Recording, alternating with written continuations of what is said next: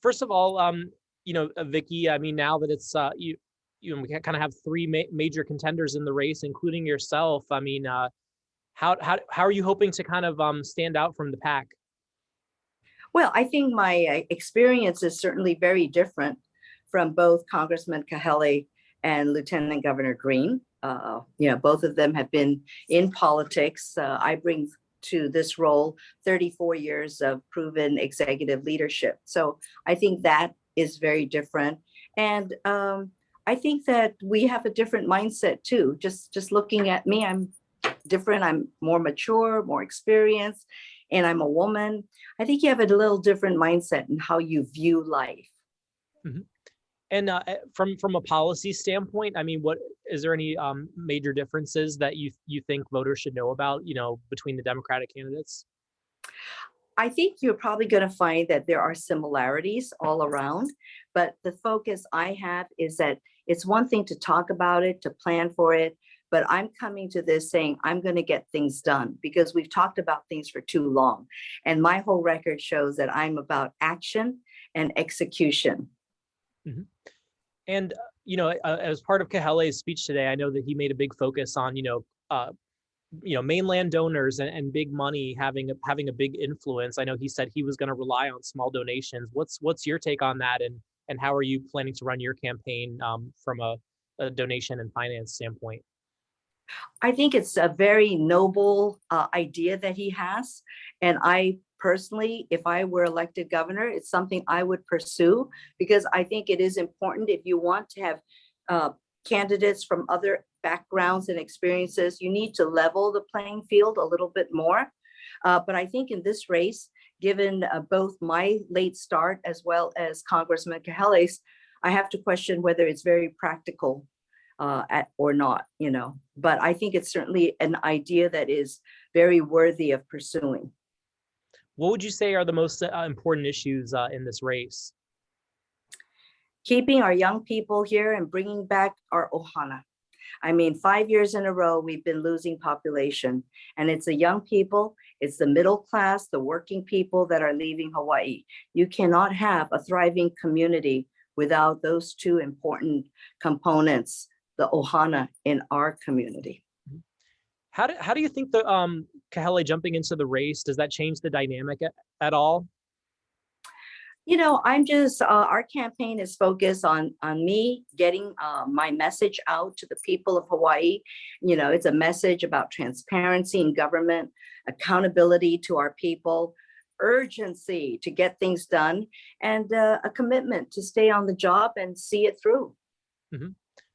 Part of Congressman Kahele's criticism is, kind of these entrenched powers that be. Obviously, your husband was governor as well. How do you sort of distinguish yourself from that for people that would say that maybe by association that you'd be part of the status quo? I agree with what he said, but I'm certainly not the status quo. And I'm at a stage in my life, I feel really fortunate where I can make tough decisions because I owe nobody anything. And I don't have my eyes on the next job. This is my last job. I left a job, a company I founded 34 years. I left that to be here because I am fully committed. Mm-hmm. So I think that gives me a real advantage being at this stage of my life. So, a couple months away, for Democrats that are voting in the primary that are looking at the three of you, how would you kind of sum up your just kind of 30-second elevator pitch, for someone that's on the fence between the three of you? I would say elect a leader who can be a CEO. Being part of a legislature is very different, or part of Congress is very different from being the head of a company, a state. It's a very different role. It takes a very different skill set. I have that record of getting things done, and it's time to stop the talk. Let's make things happen because we have no time to lose. That would be my pitch. After former Mayor Caldwell dropped out, it was kind of just you and Green for a little bit. Now we have a third person in the race. I mean, does that sort of change how you campaign, or, kind of the dynamics of the race overall? No, I don't think it changes anything, but like I said, I think that people should be tired of the status quo and look for change and transparency in government. We owe this to the people of Hawaii.